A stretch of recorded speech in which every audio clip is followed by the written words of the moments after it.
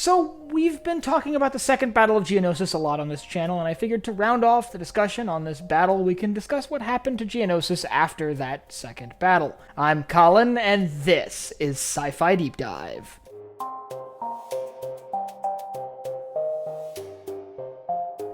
Remember, if you enjoyed this video, to head down below and hit that subscribe button. So the Second Battle of Geonosis had a massive, lasting impact on Geonosis itself and the Geonosians that lived there, and some would even say it had a stronger impact on the history of that planet than the first battle.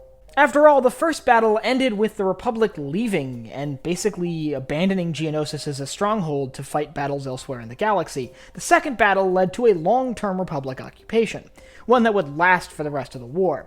But that's not really the main thing that happened. Let's get down to the nitty-gritties of what happened at the end of the Second Battle of Geonosis. Following the intense fighting that marked the Second Battle of Geonosis, the command on the world was sort of scattered, with separatist leaders, most notably Poggle the Lesser, fleeing for shelter within the Geonosian catacombs. A subsequent Republic manhunt led to the capture of Poggle the Lesser and the death of one of the Geonosian queens. This crippled Geonosian society, by the way. With Poggle the Lesser now in Republic custody, he was taken back to Coruscant, where he was imprisoned for his actions against the galaxy. There he was interrogated by Republic intelligence, most notably an eager lieutenant commander by the name of Krennic, who many of us are probably familiar with. The main point of the interrogation was not necessarily separatist activity on Geonosis, but it was plans for a superweapon that had supposedly been captured by Republic intelligence during the battle. These plans were, in fact, the plans for the Death Star that had been smuggled off Geonosis during the events of the first battle that had taken place there. Ultimately, Poggle the Lesser denied having any knowledge of the construction or design of a superweapon under his watch, but in reality, he had seen this be planned. The thing was, the Republic wasn't actually trying to prevent the construction of this weapon. In fact, they wanted to build one of their own. So they talked Poggle the Lesser into agreeing to return to Geonosis to oversee the construction of a superweapon for the Republic. Following Poggle's return to Geonosis, work began pretty quickly on the Death Star in orbit of the planet, with Republic construction platforms being brought in to assist in the construction process.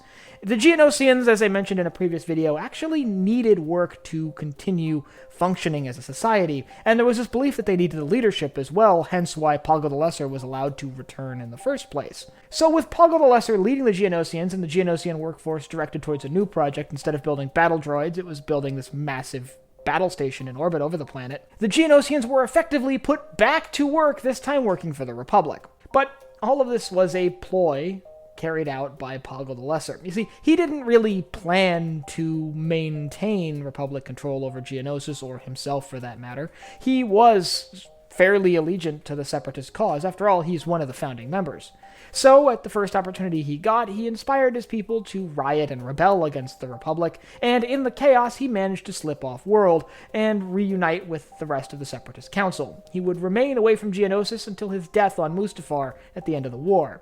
In the aftermath of the riots, the progress that had been made on the battle station was basically destroyed, with the Death Star left in tattered ruins and the Geonosian society in kind of a mess. It would remain that way for basically the rest of the war, with the Republic being pretty preoccupied fighting the conflict elsewhere in the galaxy. Still, the planet remained tightly in Republic control and locked down almost more than any other system. You see, the construction of this battle station was top secret, and so the planet itself had to effectively be quarantined.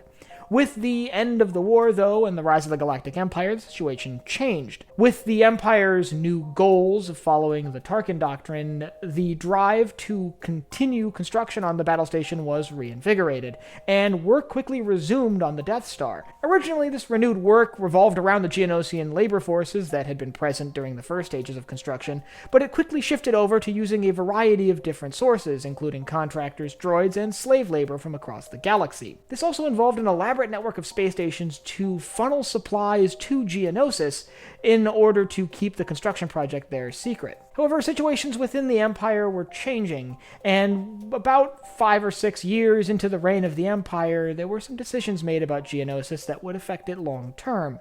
Most notably, as rebel cells got a little bit closer to discovering the battle station, the decision was made to move it from Geonosis to Scarif, a planet that was far easier to keep under wraps. After all, Scarif itself was essentially a a large Imperial military base, so there really wouldn't be nearly as many prying eyes there. So, for the first time, the sublight engines were activated on the Death Star, and it was moved off to Scarif. With the Death Star project no longer taking place on Geonosis, a decision was made to sterilize the planet.